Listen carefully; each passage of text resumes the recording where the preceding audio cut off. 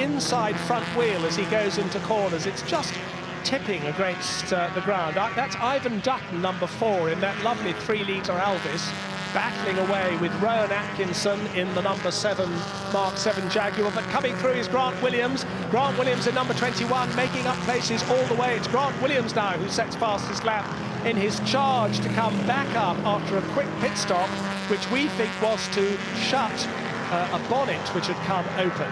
So Rowan Atkinson has been passed. Now Ivan Dutton is passed in the Grey Lady Alvis. So Grant Williams moving up all the time.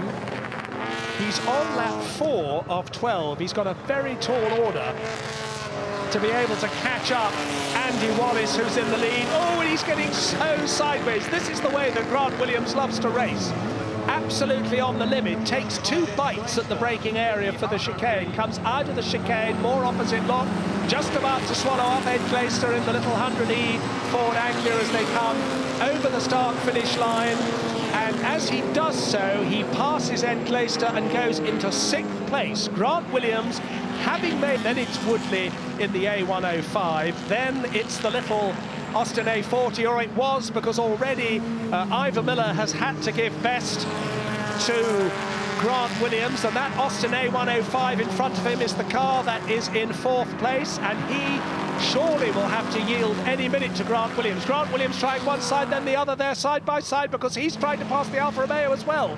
That's the battle for 3rd place, 3 cars absolutely together, and Woodley in the Austin A105 goes ahead of the Alfa Romeo. He is followed through by Grant Williams, who has to just wait as they come into Woodcote Corner on the brakes. They're almost side by side. He goes alongside as they go out of Woodcote Corner, and on the brakes so late for the chicane. But Grant Williams has it all underping the Arthur Smith Fitchett Sunbeam Rapier, which he does now.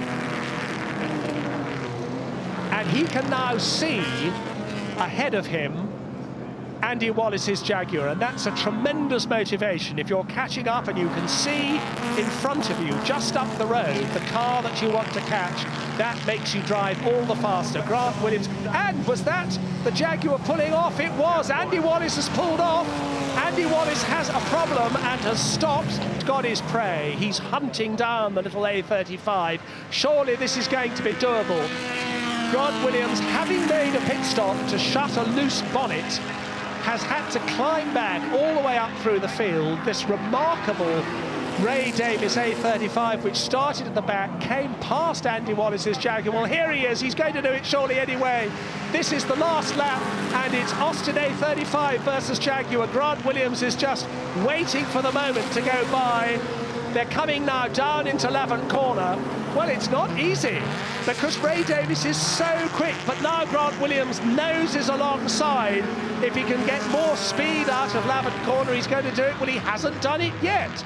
They're on the 11th straight now for the last time. This is a real battle. Grant Williams has got to get past this A35, and he hasn't done it yet. I would have thought when they got to the straights it would have been an easy task, but he hasn't done it yet. They're coming down towards Woodcote Corner for the last time. This is the final time in Woodcote Corner, and still Grant Williams hasn't got by. He hasn't done it yet. They've got a back marker ahead of them. The back marker has briefly slowed Grant Williams. Now they're coming down into the chicane. It's too late. Grant Williams can't do it. The checkered flag is waiting. The A35 is going to beat the Jaguar. Here comes the finish, here comes the checkered flag, and incredibly, Ray Davis wins in the Austin A35. Grant Williams is...